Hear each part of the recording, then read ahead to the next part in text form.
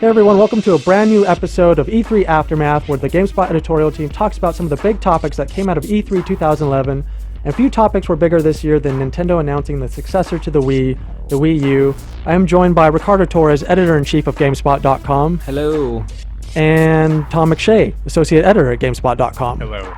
So the first and probably most obvious question is Nintendo trying to reinvent the wheel again with this tablet-equipped controller? You know, I was looking at some of the pictures we took at the press conference, and I took one where I think it was either Reggie or Iwata standing there, and there's a huge thing that says something for everyone. And it's funny because that's kind of what they tried to do with this tablet. It's got all the buttons that people were complaining about, you know, not being user-friendly on when you had to use the nunchuck and Wii remote. And so it's laid out like you'd expect a normal controller to be, but then you've got this huge tablet there. And it seems like, just based on the stuff that I saw and I played, that they're trying to walk that line, and I don't know that that's... We'll see how that pans out for them, because yes, technically it's possible for you to do a core game on that system and have somebody play it with a controller that feels roughly like what they're used to. And it's also entirely possible to do a super casual game on that thing that just requires you to like wave the tablet around. So that's all well and good, but I think the question is saying something and then actually executing on it are two very different things. Now, Tom, you wrote a reality check last week that kind of talked about how Nintendo tends to paint itself into a corner with its innovation, where they try to create this product that's so unique that they're the only ones that know how to properly harness it. Do you think that they're running the risk of kind of running into that same problem with the Wii U as they sort of did with the original Wii?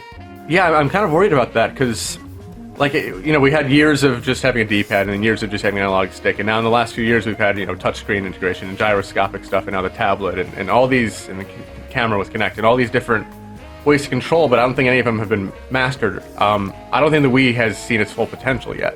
So I'm kind of disappointed that Nintendo is offering up, I said gimmick, and gimmick has a bad connotation, but offering up another gimmick instead of just focusing on what made the Wii great and how to push that hardware, because the Wii Motion Plus is an incredible controller. So I'm disappointed that they're not like building on what they did in the past, and they keep trying to reinvent the wheel.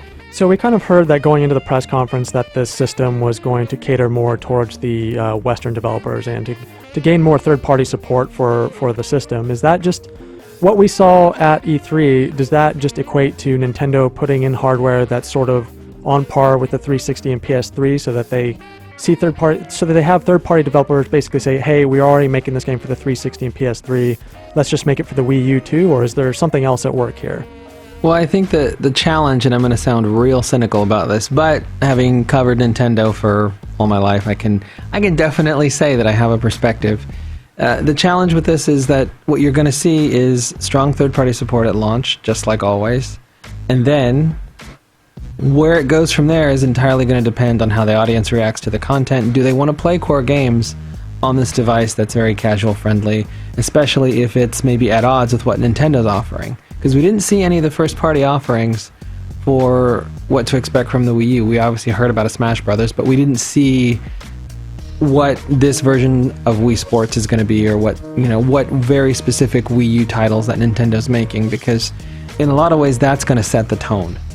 You know, because I think Wii Sports did a phenomenal job of setting the tone for this is why the system's special. And so Nintendo hasn't set the tone yet. And that's definitely going to impact what third parties decide to do, because they're going to know, do I have a shot, do I not? I mean, you look at the GameCube. That had a lot of strong third-party support, probably some of the strongest, I think, Tom, right? Yeah, initially, right at launch, it was like, oh my god, like those first couple months, you're like, holy crap. But then, obviously, things changed. So it's really hard to say, because they run real hot and cold, and we've not seen a system really from them that's had kind of extensive third-party support that's kind of commensurate to what it had at the beginning. Tom, what does Nintendo need to do at this point to sort of convince the hardcore audience that it's serious about catering towards them and getting that third-party support? Well, for the first question, they need to have new IPs that cater toward modern tastes. I think a lot of people. I mean, I love Mario, I love Zelda, but I want new IPs, and I think a lot of people are from the same thing. It's like, we want to see what Nintendo can do when they're really being creative and they're not resting on their past history. So I think if they jump in with like really interesting new IPs of the mold of Pikmin, something that is different and can only be done on the Wii U, I think then the average gamer will take them seriously.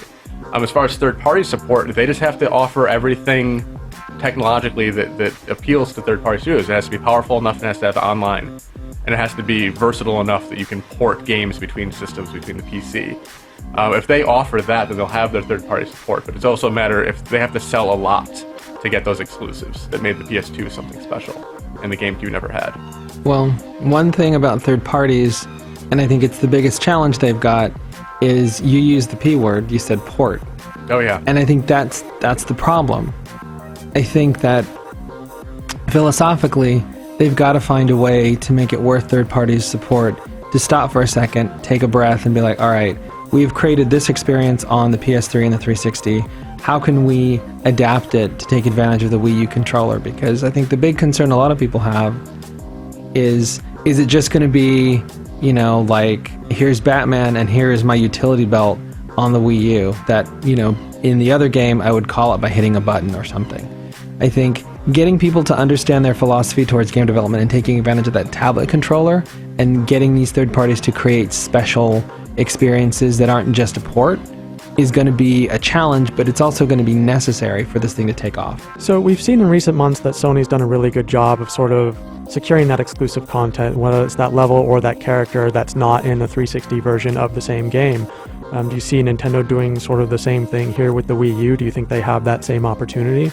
But I think the question, and you guys chime in, is it just going to be like an additional level? Because when you're talking 360 and PS3, it's just here's a character, here's a level, but it's still fundamentally the same experience versus, yeah, we want that extra level, we want that exclusive character, but we also want you to use this tablet controller. We want you to have some kind of an all-new multiplayer mode that only uses this.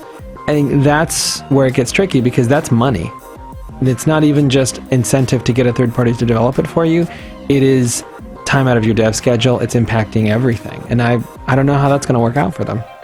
So there are plenty of questions still remaining about Nintendo's next system, and I'm sure we'll get answers over the next few months. As always, you can check out all of our coverage of the Wii U at GameSpot.com.